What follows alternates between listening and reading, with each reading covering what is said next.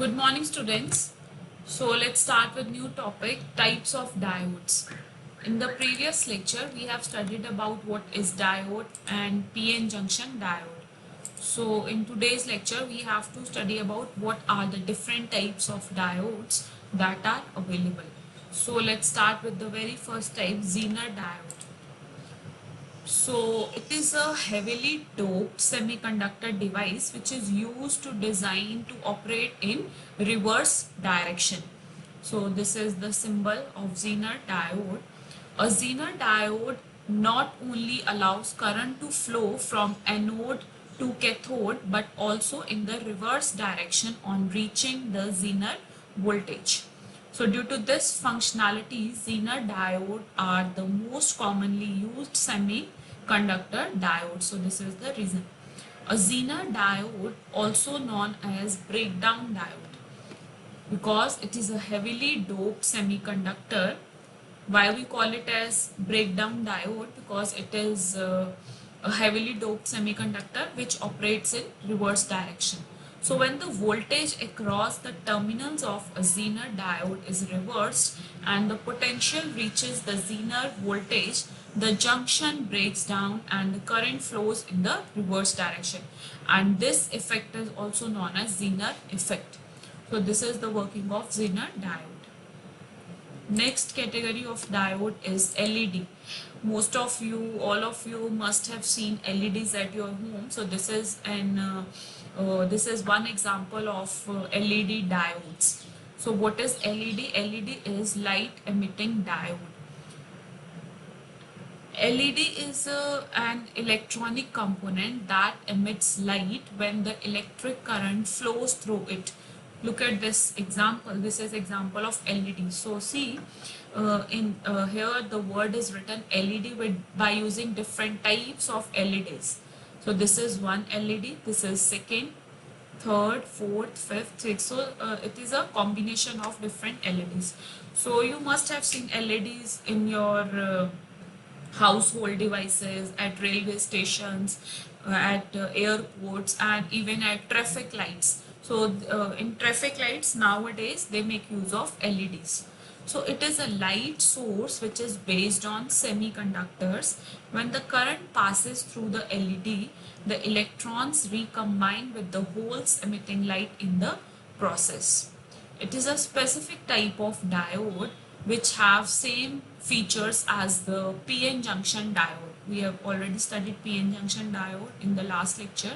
So this means that an LED allows the flow of current in its forward direction while it blocks the flow in the reverse direction. So light emitting diodes are built using a weak layer of heavily doped semiconductor material. Based on the semiconductor material used and the amount of doping, an LED will emit a colored light at a particular spectral wavelength when forward biased. So this is the reason, students, when you see in the market or when you go into the market, that different types of LEDs are available, and every LED has a different cost depending upon the resolution of the LED, size of the LED. So these are some of the features on which the size of the LED depends, and the picture quality of the LED. Now these are some of the applications that where we use LEDs. So LED is used as a bulb in homes and industries. This is the example. You must have seen LED bulbs which emit some blue color light. The light emitting diodes are used in motorcycles, cars, and in all these devices. These are used in mobile phones to display the messages, and even they are also used at traffic light signals. This is one more example of LED, digital watch, and even nowadays we wear tracker which tracks your movement and body functions. So this is also one more example of LED. Next type of diode is photodiode. Now what is photodiode? It is a semiconductor PN junction device that converts light into electrical current. So the current is generated when the photons are absorbed in the photodiode. So photodiodes may contain optical fibers, optical filters, built-in lenses, and may have large or small surface areas. So they also involve built-in lenses. So you can consider the real life example of this is cameras. So photodiodes usually have a slower response time as their surface area increases.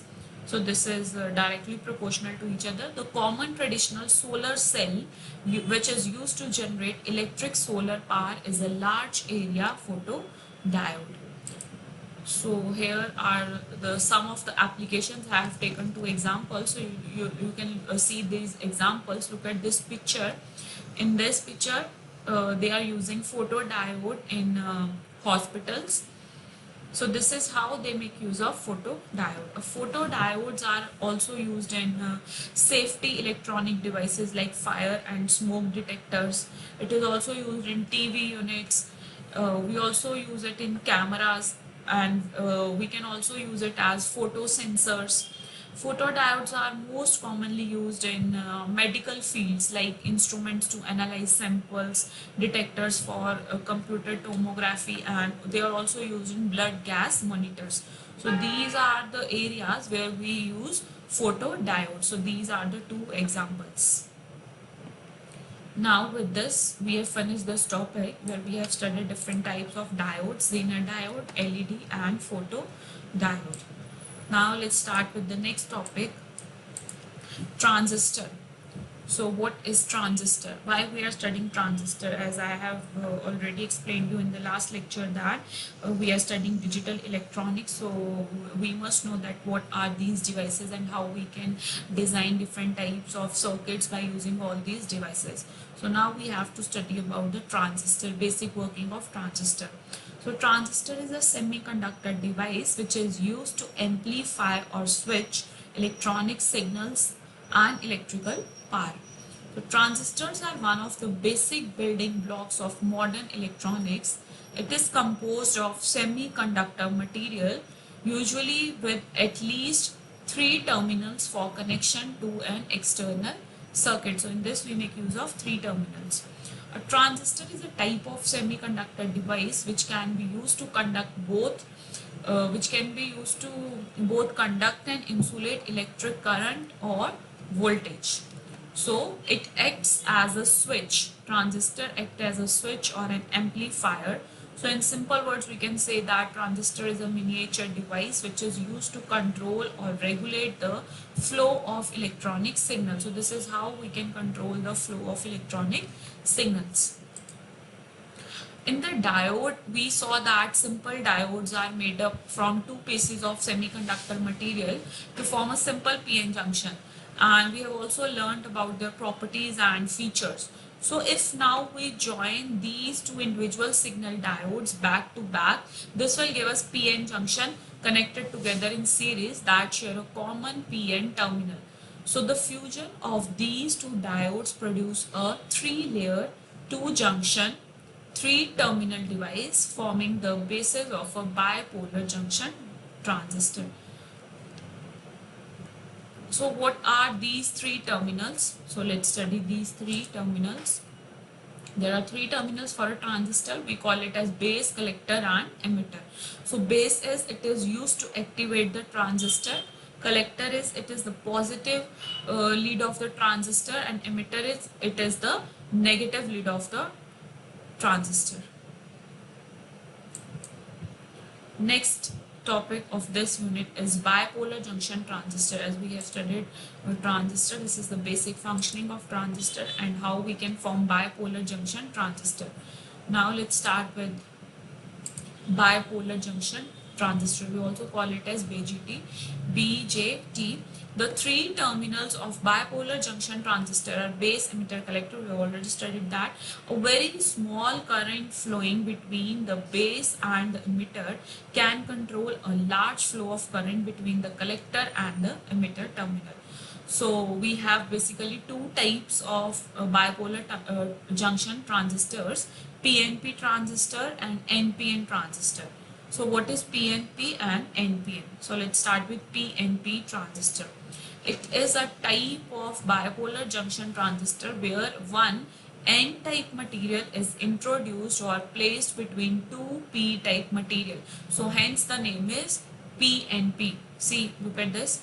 One N-type and two P-types. So one N-type is placed between two P-type materials. So this is the reason they are known as PNP transistors. So in such type of configuration, the device will control the flow of current. PNP transistor consists of two crystal diodes which are connected in series. The right side and the left side of the diodes are known as collector base diode and emitter base diodes. Next type is NPN transistor. NPN is here P is placed between two N. So in this transistor we will find one P type material that is present between two N type materials. So NPN transistor is basically used to amplify weak signals to strong signals. So we can say, we can also call it as how we can regenerate the signals, because when a signal transfers from one place to another, there are chances that at some stage we require or there is a need to amplify the signals. So we use this type of transistor as to amplify weak signals to strong signals. In NPN transistors, the electrons move from the emitter to collector region, resulting in the formation of current in the transistor. So this transistor is widely used in the circuit. Next is transistor as an amplifier.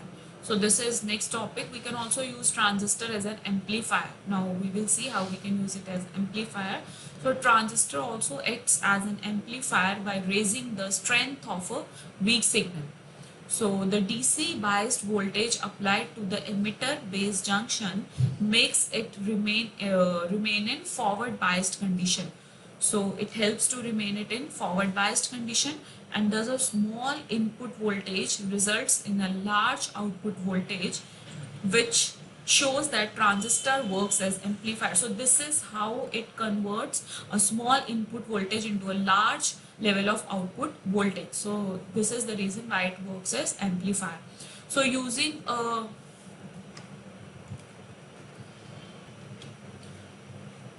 So this is how we can use it as an amplifier. Next is transistor as a switch. So we can also make use of transistor as a switch, or we can also use it as a switch. So how we can use it as a switch? By using a transistor, or we can use a transistor as a switch. This is the very simple application of this device. A transistor can be extensively used for switching operation, either for opening or closing a circuit, that is on or off mode of a circuit. So meanwhile, the basic concept behind the operation of a transistor as a switch relies on its mode of operation. So generally the low voltage DC is turned on or off by transistor in this mode. So with this, students, we have finished with this topic. So in today's lecture, we have studied different types of diodes, where we have studied Zener diode, LEDs and photodiodes and applications of these diodes.